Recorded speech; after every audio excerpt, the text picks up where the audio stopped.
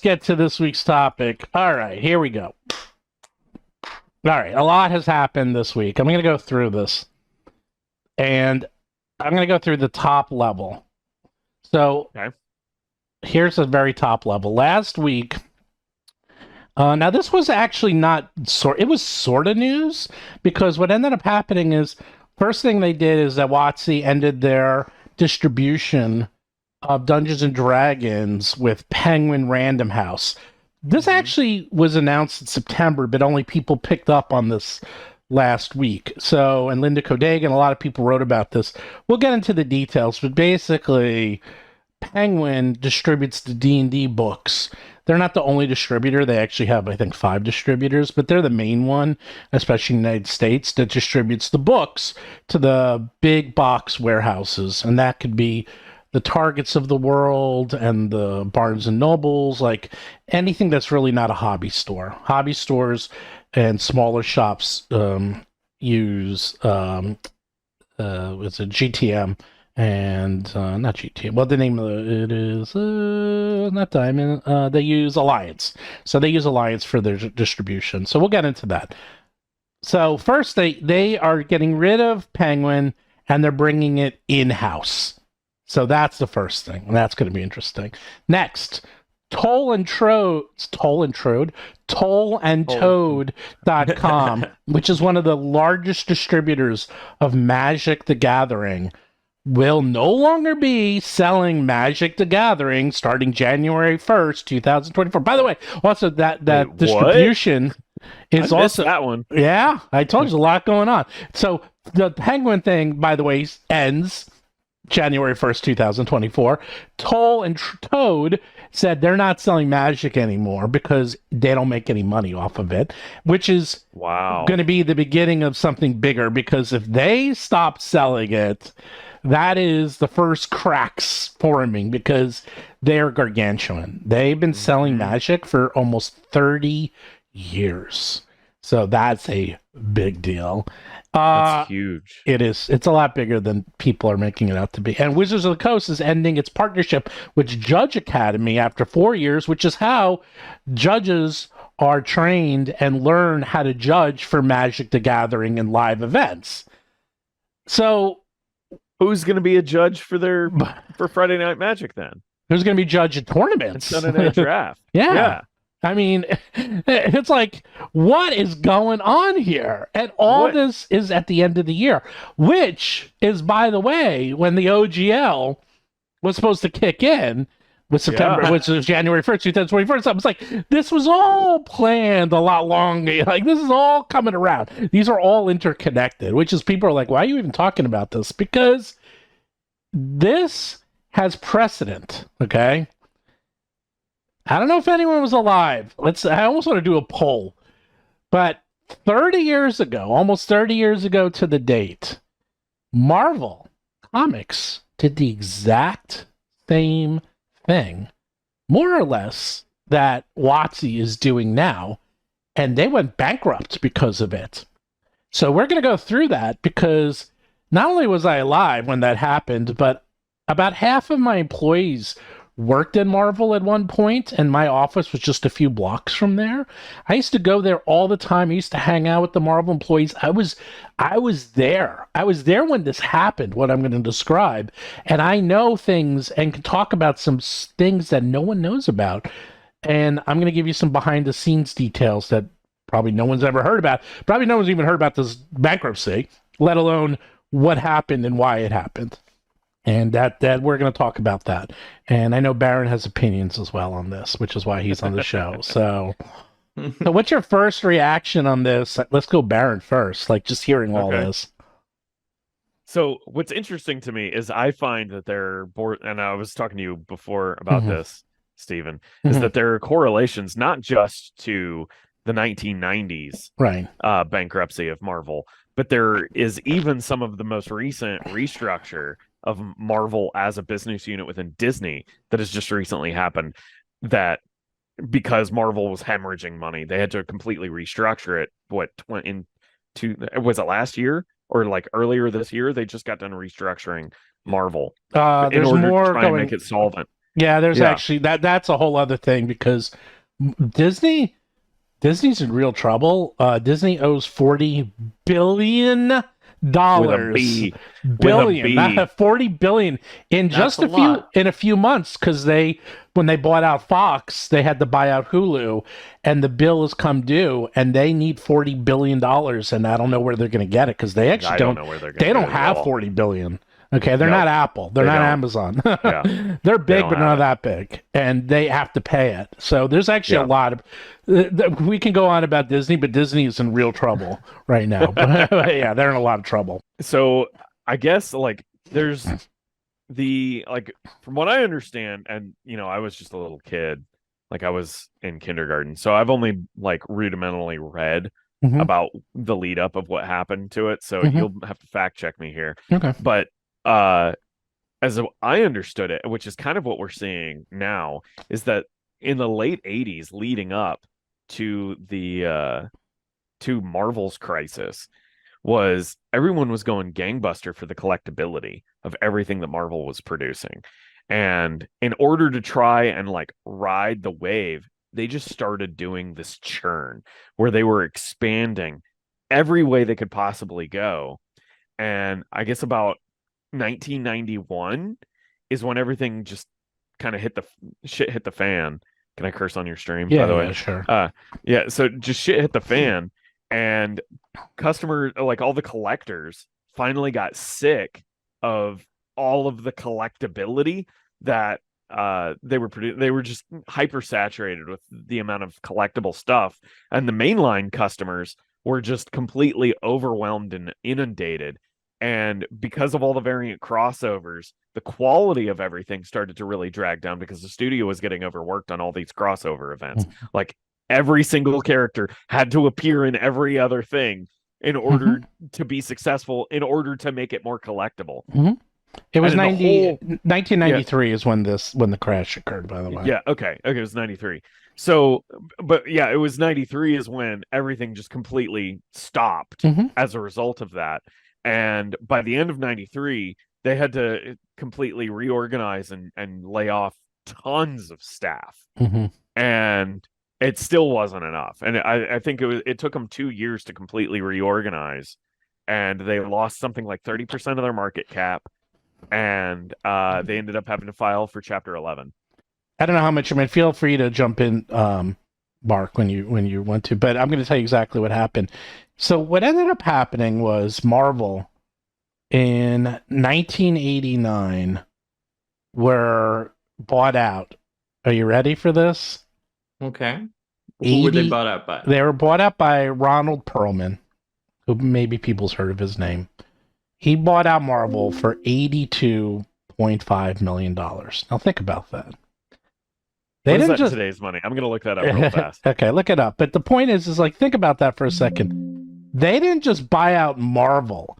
They bought Marvel and the properties. They now owned everything Marvel ever created in history.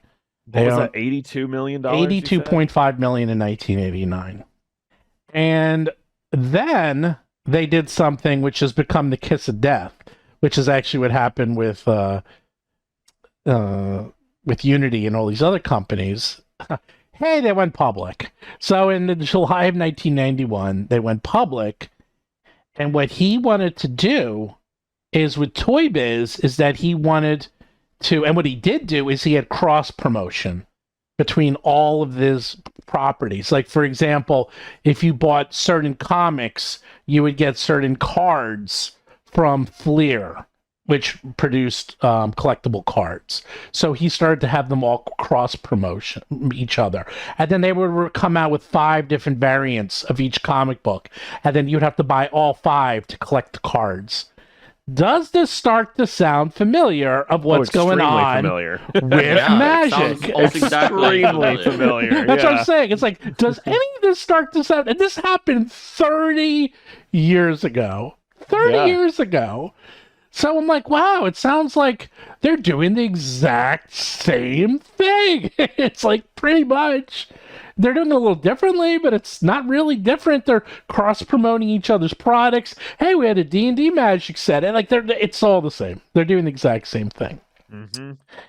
And then what happened is in 1993, sales of comics plummeted 70%. 70. Do we know what caused that? It was just a combination of, well, first of all, there was a recession in 93. Okay, yeah, that's true. Yeah. So there was a recession in 93, and people like myself were just getting into the job market. I'm Gen X. So Gen X was starting to get into the job market. People like me who were buying the comics stopped buying comics and we're getting more into computer games. Computer games were starting to get much bigger then. And it just was bad timing. And also it was too much. Like I would go to the comic book store and there would be 10 versions of the same comic. Hey, Luke. Hey, what's up? Look at this. We got a whole crazy crew here. There it is. Look at that. I know. Well, have we started gossiping yet? Oh yeah. I'm already into it. I'm already heavy into it. We're all the way in there. We're talking about Marvel and how that parallels to Wizards cutting themselves from people. So Marvel was trying to over monetize their product, essentially. Yes, doing all that? They were trying to over monetize it. They were trying to go after the big whales, and they were also trying to cross promote all their products with each other, so people would buy both. Okay. Does this sound familiar at all of what exactly they're doing with Magic? A lot of this is Magic. It's not just D&D. It's more Magic than D&D. But we're going to get into that. Yeah. Marvel did this in the 90s and it tanked. Yes. Why does Wizards of the Coast think that it's going to work now? Well, the timing is different now. The timing is different, but it's incredibly similar. And also, does anyone remember this? I bet you Cynthia Williams doesn't know any of this. I mean, this was 30 years ago, and it wasn't like it is now where everyone's connected. I mean, I could probably go and talk to 100 people, and the number of people who even knew Marvel went bankrupt would probably be 1 or 2 people at most, let alone who knows all the details of what happened. Let's get to the second one. Now, this is, most people probably don't know about this. Okay. The other thing is that Penguin was distributing D&D. Now, Penguin did a really good job of distributing D&D. One of the things, Penguin is distributors. I guess when we had our numbers, we saw some of the ones that were distributed by Penguin. Yeah, I remember. Oh, yeah. Well, let me explain how it works, because people don't know. D&D will sell and give the books to Penguin. Penguin then sells the books to Barnes and Nobles and Targets and Walmarts and so forth. And then they then pay back WoTC based on those sales.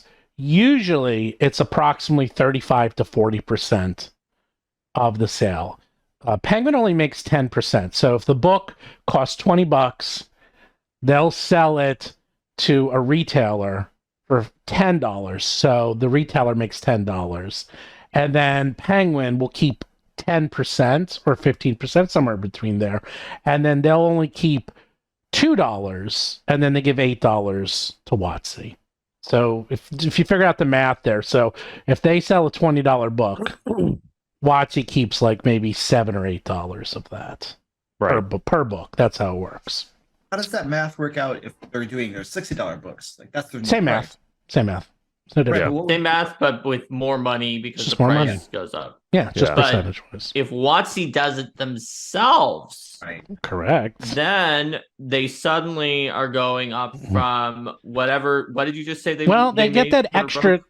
They still have to sell it, but they don't have to sell it at 50%. They could sell it and make the retailers pay 55%. So instead of selling, most people do. Penguin is actually one of the cheapest ones. Like that, most people make them pay 53 or 54, by my understanding, or 55. So correct. If WoTC sold it directly, it made them pay 54, which is one of the standard prices. Then that would be of a $60 book, that would be $32.40. Whereas if previously Penguin made WoTC sell to them for 60% off and then sold it to the other places for 50% off, that would mean that WoTC on a $60 book was making $24. So they're suddenly making 33%, like a third more money per book if they do it themselves. So I see I see where the greed comes in to get that 1/3 more money. The amount of cost of the book has also been going up over the past 2 years. These books were generally sold as a loss leader or right at a break-even price, especially on Amazon. They've been producing these books at like right around $2 a whack, and here recently the tariffs have been pushing those books to nearly $2.50, which doesn't sound like a lot. But if that trend line continues to stack up, especially with more tensions going on in Southeast Asia, then you will start to see if those books start hitting $3 a whack, then that will hit a price point where it doesn't make economic sense to include Random House in the equation whatsoever anymore. So they're in a situation where they have to start moving now before they completely are losing money on the books altogether. Long story short, Penguin was selling these books for 50%, free shipping. It's a good deal. People are definitely going to buy Penguin because they were really good. They had all these established relationships. And now, starting January 1st, WoTC has decided that they're going to distribute the books themselves, and they get that extra 10-15%, which is going to add up. Now, again, they have other deals with other distributors, but this is going to be a large percentage of their books. They also have distributors with Alliance, Diamond, GTS, Magazine Exchange, PHB, and Southern Hobby. Now, a lot of those are for international. Alliance is for, I personally, by the way, just as a disclaimer, I personally distribute my books through Alliance and Diamond. So I know this well because I work with them quite a bit. I know exactly how they work because that's how my books get into those stores. I've got a question because I'm aware it probably exists, but I'm not sure the depth. Isn't there also a buyback policy or like a pulping policy that Random House has, where if they distribute 10,000 units to Target and Target only sells 8,000 units, then they pulp the remaining 2,000 and offer some sort of insurance policy. But if they cancel that with Random House and do it directly with themselves, obviously, unless they obviously have some sort of contract with Target, which they're probably not going to do, that causes them to be much more judicious with where they allocate the actual physicals, right? So, yeah. I think that's true with every distributor. Well, it's one of the risks of a distributor somewhat is that they can make you take it back. So when you sell to a distributor, it's on consignment. So when I sell, this actually just happened, is I gave a lot of books to Diamond and I needed a couple of them back. So I actually asked for some cases back and they just send it back to me. They just hold it in consignment. But when they sell it, it's sold. They usually don't have sellbacks or chargebacks. But that's for like Barnes and Nobles. Barnes and Nobles and libraries are pretty judicious and they only buy what they need. But Target and Walmart and the really big boxes, nope. They will say, yeah, we want 10,000 books, and say they sell 500. Well, guess what? You got 9,500 books that you need to either take back or pulp. Right. And I purposely am not big enough yet. I probably could have sold to Target at some of these bigger ones, but I probably would have lost a lot of money because it's like, okay, now you need to print up 20,000 books. And what happens if you don't sell them? It's like you are out a lot of money. Yeah, that's $40,000, $50,000. Exactly. Pulp sounds super dangerous. What is pulp? Pulp is it's a fancy way of saying they destroy the books. They turn them into pulp. They turn them into mush. They turn them into Bibles. Yes, they do. They recycle them. They basically recycle them. Guess who did this exact same thing 30 years ago? Oh, what do you know? Marvel. Okay, let me tell you. Back in the day, in the year 1975, a whole bunch of these distributors came about, and there was 3. There was Hero World Distributor, there was Diamond, and I forgot who the other one. I think it was I forgot the other one, but there was 3 distributors of comics in the world. And they distributed all the comics. They did exactly what Penguin does, is that Marvel would sell the books to Hero, and Hero would then sell the books to comic book companies. And Marvel decided, hey, wouldn't it be a great idea if we cut out the middleman and we did it instead? Is this amazing? I mean, it's like, I can't make this crap up. 1994, Hero World was North America's third largest distributor. It was Diamond and Capital City Distribution. There we go. December 28th, 1994, Heroes World was bought by Marvel Comics. And they were going to distribute their own books. And they started to ship their own books in July of 1995. Now, here's the problem, is that they thought, oh, we'll cut out the middleman. We'll get that extra 10 to 15%. But here's the thing, is that Heroes World was a mom and pop operation, okay? They literally were in Morristown, New Jersey, and it was initially run out of their basement. Okay, it was a tiny, tiny company with just a couple of people. It wasn't that big a deal. Sorry, it wasn't very big. And because they were small and they were working with people who had comic book shops, believe it or not, there used to be thousands of comic book shops all over the country.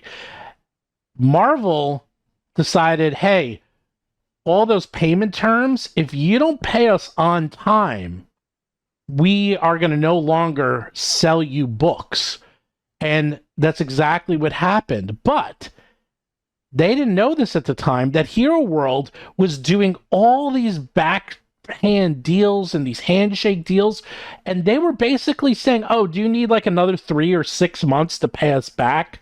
That's fine. Don't worry about it. Like, they were really working hand in hand with all these comic books. They were really not even making money. They were making barely enough money to like really survive. Like, Hero World was almost doing this as a hobby. Charity? Yeah, not a hobby, like a hobby. Like, they did it and they made money, but they weren't like in it to make a ton of money. And they really worked very closely with all these comic book companies. So what happens is Marvel came around and they only had one goal in mind: to make more money. And they used their methods, which is, okay, you need to pay us on time. If you don't pay us on time, we're cutting you off, and then you can't get any more books. So what happens? Now let's do the math here, Baron. You got, let's just say 10,000 comic book distributors, comic book stores that sell your product. Okay. And you say to them, if you don't pay us in time, we're going to stop giving you our product for you to sell. So what happens is those 10,000 comic book stores, a lot of them start to go out of business. And now you're down to 7,000, 5,000, and 3,000 comic book stores. And then what happens is, wait a second, you literally just killed your distribution channel. So you have no one to sell your comics, which means you have no way to make money. And therefore you go bankrupt and go out of business. Yep. What a great idea that was. The best part is that, like, canning the relationship that Wizards of the Coast has with Random House, it's like, who actually buys the rule books? It's the dungeon master that's buying the stuff, and they don't buy them at Target. Like, the sales that, like, as you've demonstrated on your stream, like, the sales at these big box stores are just plummeting. We can see what the sales are from the Penguin Random House ones, because it was on that database. It sometimes said publisher or like distributor Penguin / Random House on some of the books, and they were not a lot. It's not a lot. So what I'm curious of is, who's actually buying this stuff? Where are they buying it? And how in the world does, like, is it all Amazon? Surely it's not all Amazon that people are buying the Dungeon Master's Guide. And then, for that matter, like, aren't we just at the end of the what is it, market saturation? Like, we're just at the end of the life cycle of the product. We are. You know? So what we're seeing here is that Marvel then, by the way, so what happened with Hero Worlds, they started distributing in July 1995. By 1997, they were out of business. That is how fast that happened. In less than 2 years, they put their own distributor. Marvel actually went and put their own distributor out of business. Then they went back to Diamond. And by the way, because so many comic book stores closed, that Capital City distribution also went out of business. So they went from 3 distributors down to 1 because no one was left, because all the comic book stores went out of business. So Marvel did that. They blew it. They killed themselves. They shot themselves in the face. Yes. But Wizards, when they pull it in-house, so to speak, and try to cut out the middleman, so to speak, how might they screw it up, like, in order to kill themselves? Like, if we're drawing a parallel, what's the corresponding parallel, potentially? That's what I'm interested in. Well, the corresponding parallel is they're not going to have, and people are already saying this, is that Wizards is just not going to give the same terms and the same conditions that Penguin was, and they're going to destroy all those relationships. And so people are just going to not even bother selling their books, because it's like, and now there's more options, but back then it was killing the stores. I don't think D&D not being sold in stores anymore is going to kill those stores. However, it's going to kill some of them. It's going to kill the smaller shops, definitely. And more importantly, people will just stop selling them. They're like, hey man, if you're such a big pain in the neck, screwed. We're gonna start selling a Pathfinder or something else, or Arcana. Yeah. You know, like, we'll just sell something else, because if you guys are that much of a pain to deal with, we don't need to deal with you. It's not worth it. Yeah. You know, they have other options now. That's specifically what I was bringing up. Judges Guild is like, if you kill Judges Guild, then you kill Friday Night Magic. And there are a ton of game stores that are 100% reliant as a business model on Friday Night Magic. Yep. Like, I would say that's over 90% of the game stores that exist today happen because they are open because of Friday Night Magic. So is this their plan? Do they intentionally want to sabotage and blow up physical distribution of D&D and Magic, so that people will go to the virtual tabletop and play online, or play Magic the Gathering online, which I assume they monetize that somehow? Oh god, yeah. They do. Yeah. It's So microtransaction city. So they just want to blow up that stuff so that people have to play online because you can't get physical products anymore. Like, they probably make more money for digital stuff as opposed to physical stuff. So they don't want to just cancel physical stuff, because then they seem like bad guys.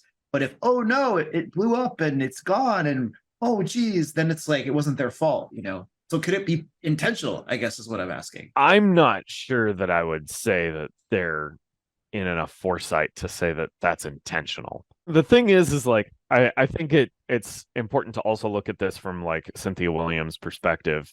She came from Microsoft. She came from specifically the microtransaction division and managing all of that. Bye, Kitty. You know, so like, it sounds crazy to us, but like, from her perspective, this is entirely a rational business decision. Like, just trying to wean back everything that's happening with the physical market.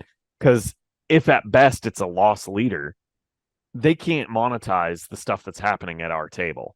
They can monetize what's going on Magic Online. Yeah. I mean, So, they're trying to turn it into microtransaction city.